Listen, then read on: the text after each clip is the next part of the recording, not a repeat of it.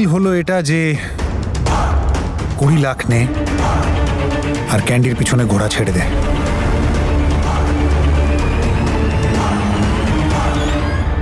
আজ তোমার কফি খেতে ইচ্ছে করলো কেন? তুমি তো তনুর হাতের আদা দেওয়া চা খেতে পছন্দ করো। না মা, ইচ্ছে তো করছিল একটু আদা দিয়ে চা খাওয়ার, কিন্তু কি জানে কেন তনু আমার সাথে ঠিক করে বিহেভ করছে না। কি জানি ওর কি হয়েছে। কিন্তু তোমার এরকম কেন মনে হচ্ছে মা? সত্যি বলতে আমার তো মনে হয় তনু মা হতে না পারায় খুব দুঃখে আছে। মা, আপনি তো জানেন, বলুন, যে একজন মেয়ের জীবনে মা হওয়াটা সব থেকে আনন্দের ব্যাপার। আর ভাগ্য তো তনুর জীবন থেকে সেই আনন্দটাই কেড়ে নিল। তুই এবার লিমিট ক্রস করছিস জ্যাসমিন। তোকে শায়েস্তা করার সময় এবার এসে গেছে। আসলে না, আমার ক্যান্ডি আমার প্রাণ, আমার বংশধর, আমার রক্ত। কাকে নিয়ে ডিল করবি? এক বাবা আর তার সন্তানের ভালোবাসা নিয়ে। অবশ্য আমার খুব খারাপই লাগে। এই ফিলিংটা তুই বুঝবি বা কি করে? এক সন্তান আর তার বাপের রিলেশনশিপের মানেটা কি, আর সেটা তো তুই বুঝবিও না। তোর কোনো সন্তানও নেই আর হবেও না। আর এটা সত্যি আমায় খুব কাঁদায়।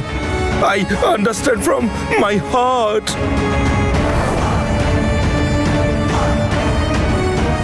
ওরে বাবা, ডিল হোক কি না হোক, ক্যান্ডিকে তো তুই পাবি না। আচ্ছা, ক্যান্ডিকে তো আমি নিয়েই ছাড়বো। আমি জানি যে তনু আমার নিচের দিদি, কিন্তু এরকম সিচুয়েশনে তো না চাইতেও একটু জেলাসি চলেই আসে, তাই না?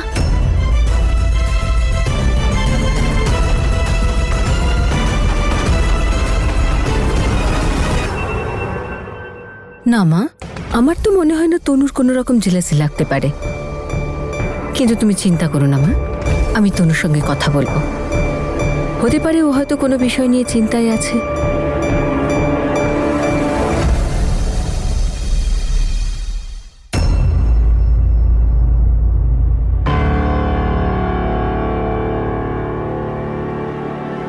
এই দেখো জাসমিন, পা তুলে বসো। আরে পা উপরে রাখো। কি হলো নিমো? আরে দিদি, তুমি দেখোনি? দেখো পাটা কেমন ফোলা ফোলা রাখছে না ওর। আচ্ছা, তোমার পায়ে ব্যথা করে না জাসমিন? আমার তো খুব করতো কিরণের সময়। মা, কি পেন তো আমারও খুব হয়। মা, আপনি জানেন আমি তো রাত্রে ঠিক করে ঘুমোতেও পারি না, এত ব্যথা করে। মা আমাকে বলবে তো, আমি গরম তেল দিয়ে মালিশ করে দিতাম তোমাকে। না মা, ওর তেল মালিশের দরকার নেই, এটার দরকার আছে। এটা কি মা? এটা আকুপাঞ্চার থেরাপি বলে এটাকে। যে কোনো ব্যথায় খুব এফেক্টিভলি কাজ করে এটা। কলেজে এটার ইম্পর্টেন্স বোঝাতে এসেছিল, তো সবাই একটা করে কিট নিয়েছে, তাই আমিও নিলাম। আর প্রেগনেন্ট লেডিসদের জন্য এটা খুব ভালো মা। আপনি দেখবেন একটাই সেশনে আমি ওর সব ব্যথা দূর করে দেব।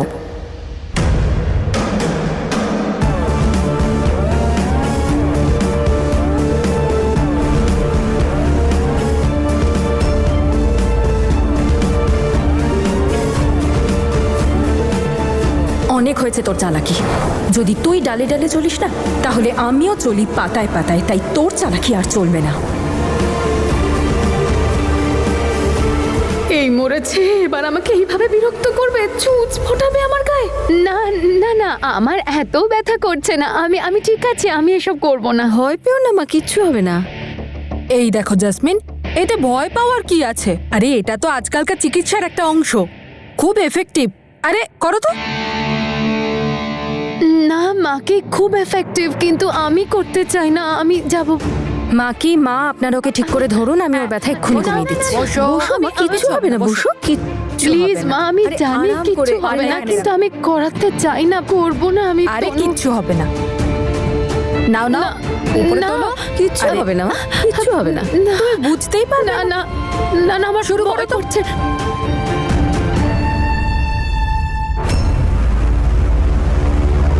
জাসমিন দেখ, সূচ খুব সরু, বেশি ব্যথা লাগবে না।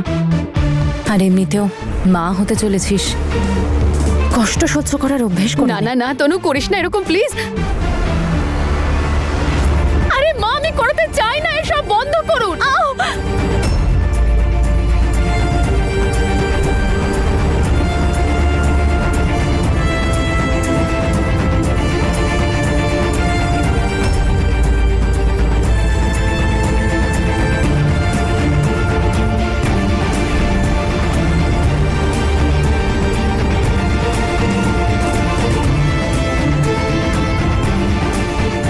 আমি জানি তুই সূর্যকে কতটা ভয় পাস।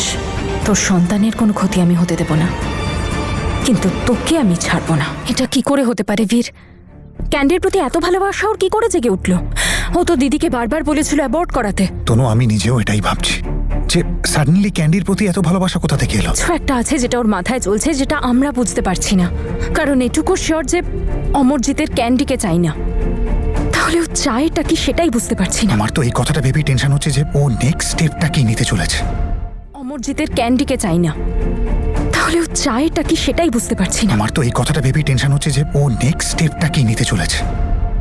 যাই হোক না কেন বীর, আমাদের শুধু অ্যালার্ট থাকতে হবে। বীর, আমি চার ফ্রুটস জ্যাসমিনকে দিয়ে আসছি। তুমি শুধু একটা জিনিস খেয়াল রেখো, অমরজিতের ব্যাপারে বাড়িতে কাউকে কিচ্ছু বলো না, ওকে? আচ্ছা, বাদ দাও ওই লোকটার কথা। তুমি জ্যাসমিনের সাথে কথা বললে? জ্যাসমিনের চিন্তা তুমি ছেড়ে দাও, আমি ওর উপর নজর রাখছি, কিচ্ছু ভুল হবে না। আপাতত অমরজিৎকে নিয়ে আমাদের ভাবতে হবে, কারণ জ্যাসমিনের থেকেও ও বেশি ডেঞ্জারাস। তনু, যতক্ষণ আমরা দুজন একসাথে আছি আমরা সব লড়াই জিততে পারি।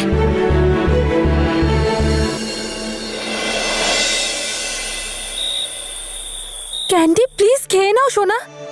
না না না ক্যান্ডি, এইভাবে জেদ করতে নেই। আমি কিন্তু খুব রেগে যাচ্ছি, খেয়ে নাও। ক্যান্ডি খাবারটা শেষ করো, আমি বলছি তো। আমি খাবো না খাবো না খাবো না।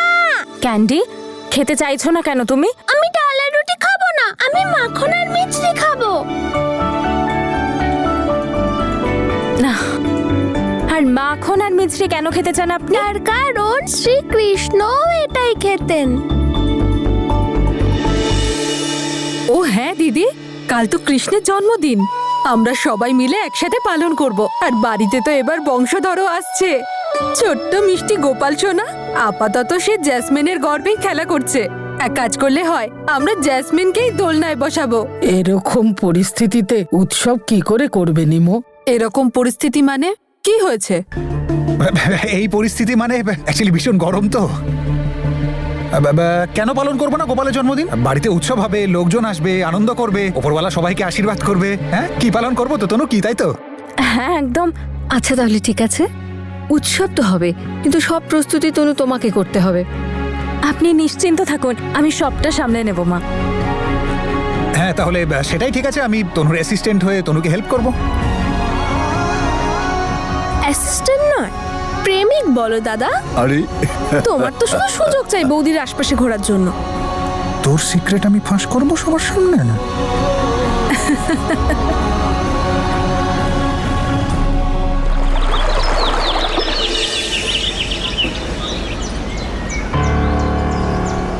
এসে গেছে আমার প্রিয় প্রেমিক যুগল। তনু ম্যাডাম, কি লাগছে আপনাকে? তো মিস্টার অমরজিৎ, কি প্ল্যান? এইবার যাই প্ল্যান করবে না, একটু ভালো করে করো, কিছু ইউনিক। ক্যান্ডির কাস্টাডি পাওয়ার কোনো প্ল্যান তোমার কাজ করবে না। তাই এবার যা মন চায় করো, আর যদি কোনো প্ল্যান কাজ না করে তাহলে ফ্লাইট ধরে সোজা কানাডা। কারণ সিমরান দি আর ক্যান্ডির জীবনে তোমাকে ঢুকতে দেব না আমরা। এই যুদ্ধটা শুরু তুই করেছিস, কিন্তু শেষ আমরা করব।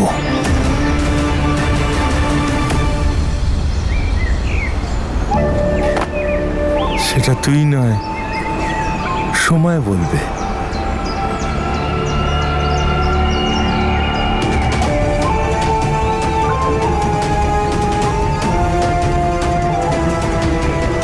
তনু ডার্লিং,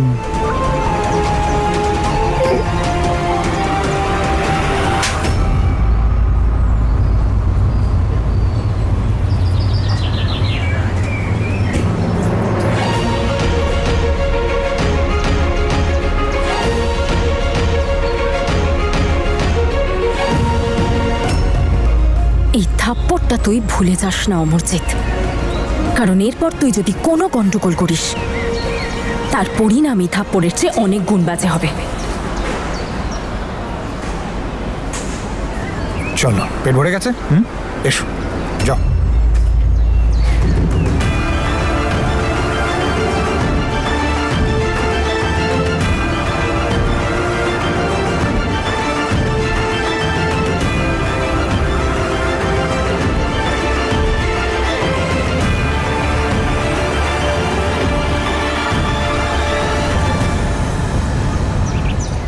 কি হলো তনু? এই থাপ্পড়টা অমরজিৎকে আরো বেশি ভয়ঙ্কর করে তুলবে বীর, আর হতে পারে এরপরও আরো কোনো ডেঞ্জারাস পদক্ষেপ নেবে।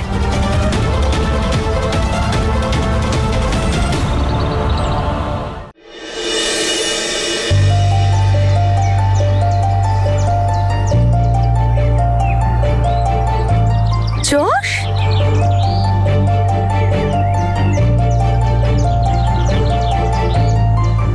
তুমি তুমি কবে ফিরে এলে কানাডা থেকে? আজকেই চলে এলাম। আরে ধরুন,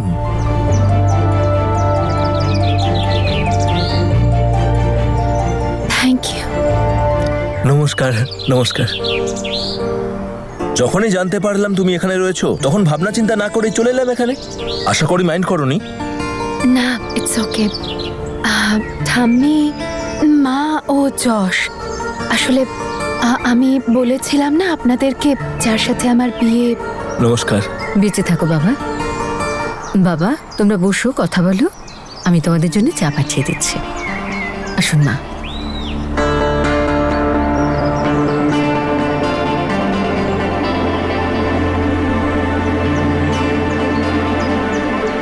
জ্যাসমিন এই ছেলেটাকে এখানে ডাকলো কেন?